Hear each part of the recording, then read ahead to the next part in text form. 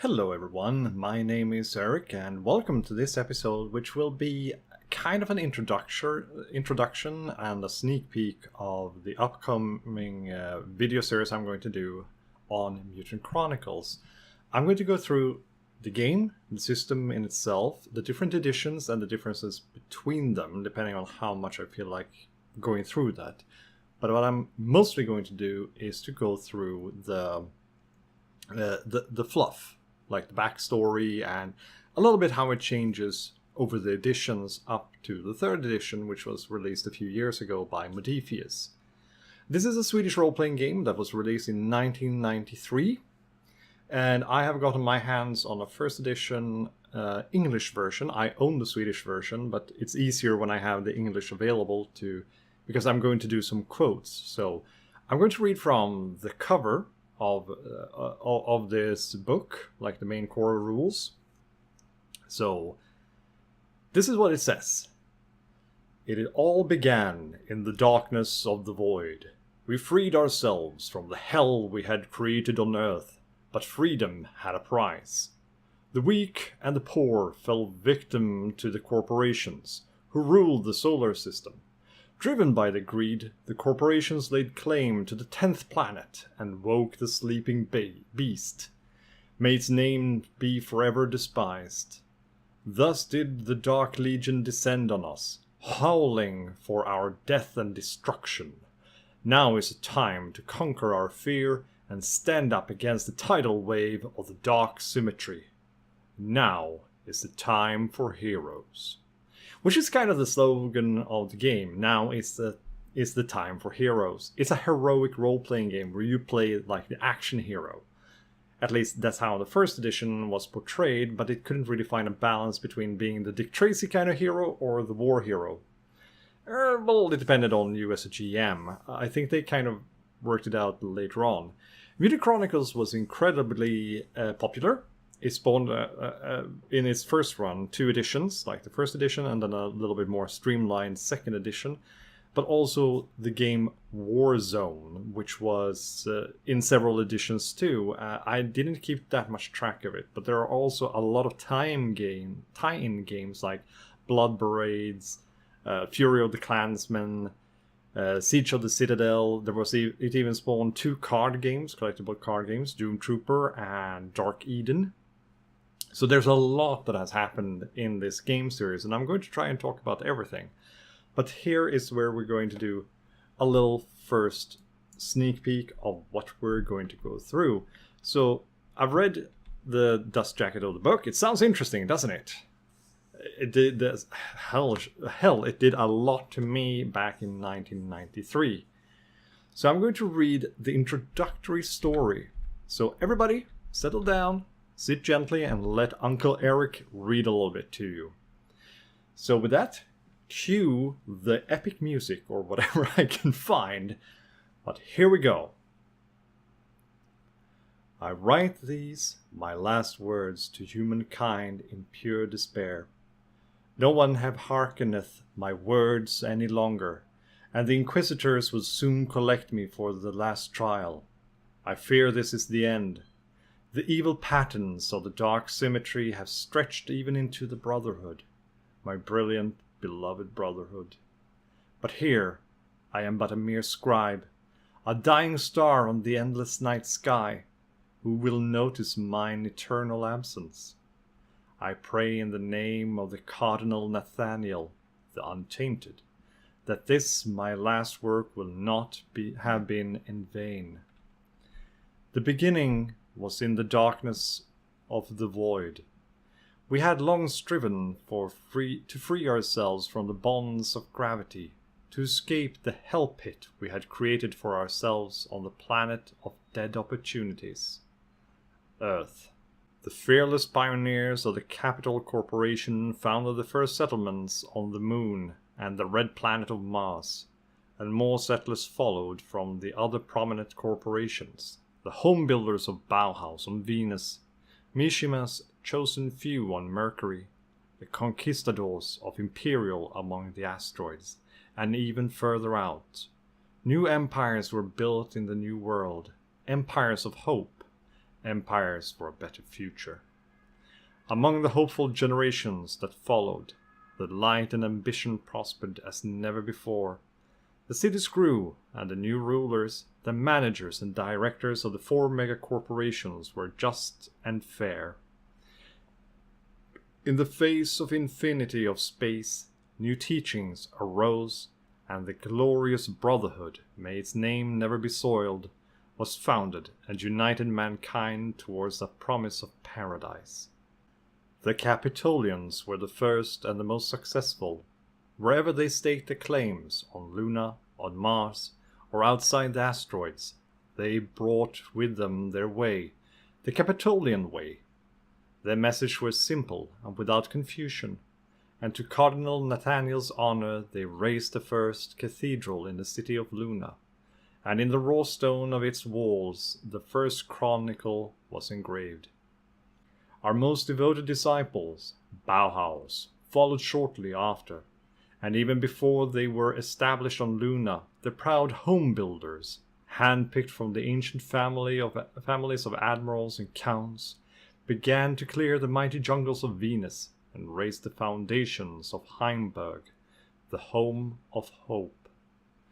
With the matchless craftsmanship of Bauhaus, they erected the second cathedral to be home of Cardinal Thoth, and in its mighty garnet walls the second chronicle was carved. Third was Mishima, who gathered all their power and selected the chosen few that would carry the proud name of the Mishima clan out to the new world.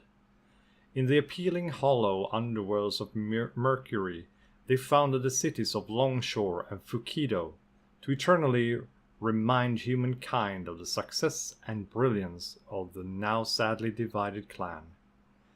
Piercing the crimson clouds that cover the ground is the third cathedral, home of Cardinal Randolph and the third chronicle. Last followed the glorious and haughty Imperial, whose noblemen struck from below at their larger competitors. With brute force they challenged and conquered, and their bold cadres of conquistadors reached further out than anyone had ever dared to go before. Guided by the light of our brotherhood, they sought out the mysteries and secrets of outer space, attracting what would never have been attracted, awoke what should never have been awakened, challenged what should never have been challenged. On Luna, the pioneer spirit of the megacorporations took physical form with the first of the megacities. Here the administrations of the quartet gathered, and like a magnet attracted the freelancing enterprises, the basis of creativity and innovation.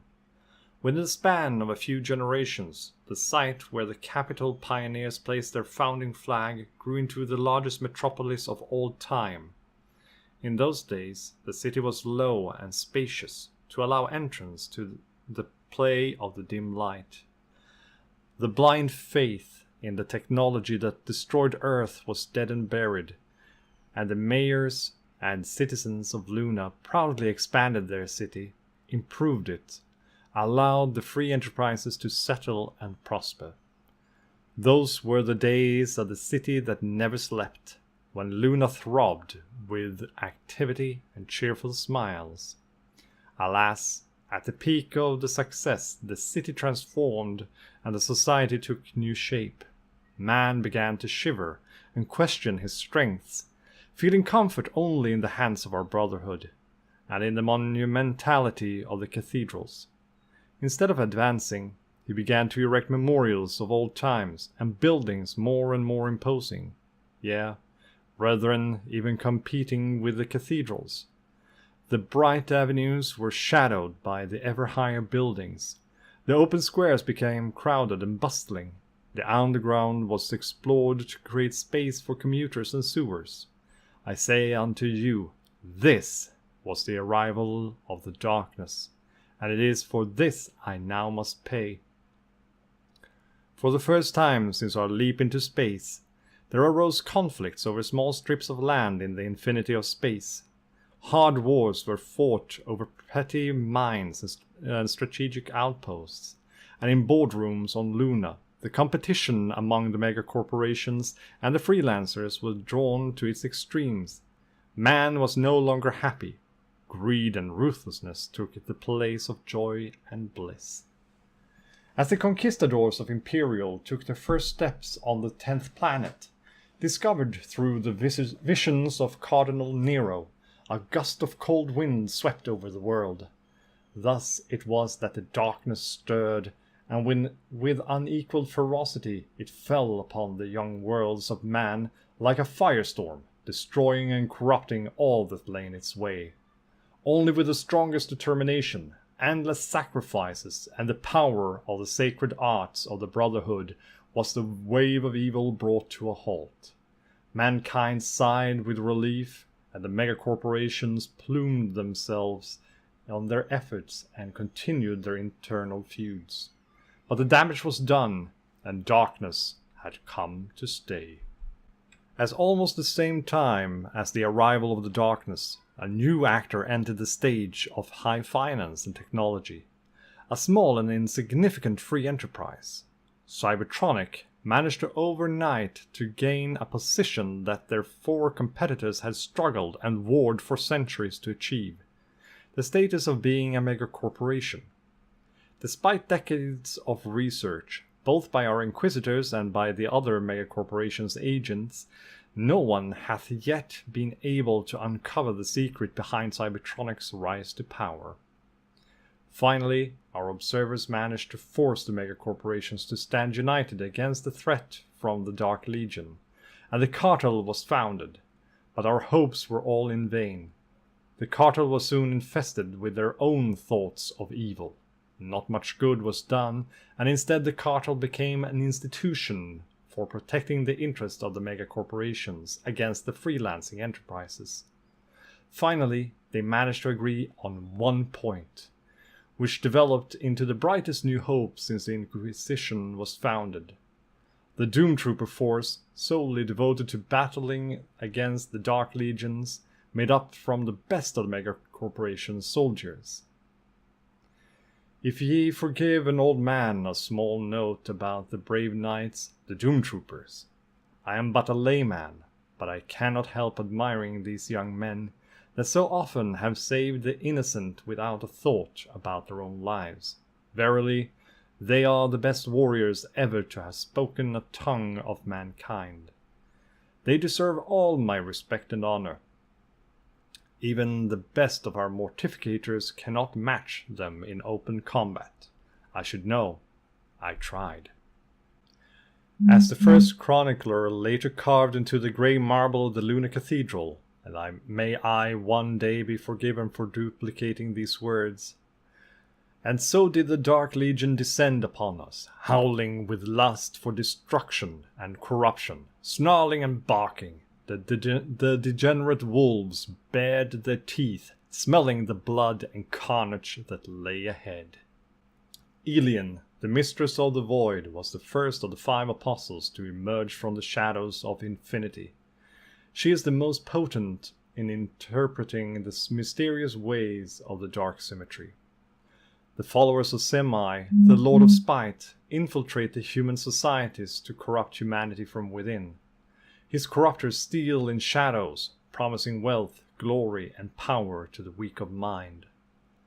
Algoroth, the Lord of Technology, is the apostle of war and destruction. From the birth chambers deep within his citadels, endless processions of twisted beasts march towards humanity. Mauwije, the Lord of Visions, invades and desecrates the dreams of man, and nurtures the insanity latent in our minds. Spinning his webs of confusion, he rules the insane and the feeble-minded. Demnogonis, the Befouler, brings plague and pestilence to the human worlds, thereby weakening our defenses and paving way for the forces of darkness. The face of the Legion is truly a terrible one, but even more horrible is the brain behind it all, the dark and cunning scheme that corrupteth mankind and turneth good into evil. For centuries we have watched this spite Malice, envy, and greed grow in human society, even in my brilliant brotherhood. I dare claim this without hesitating, but my days are done. I hear the rattling keys in the door. And that is the introduction text that you read in the beginning of the first edition of Mutant Chronicles. I hope you guys enjoyed this, and I'm going to talk more about the game Mutant Chronicles in the future. I don't know when the episode is coming up, but it takes me some time to research this, so it might take a little bit, so be patient.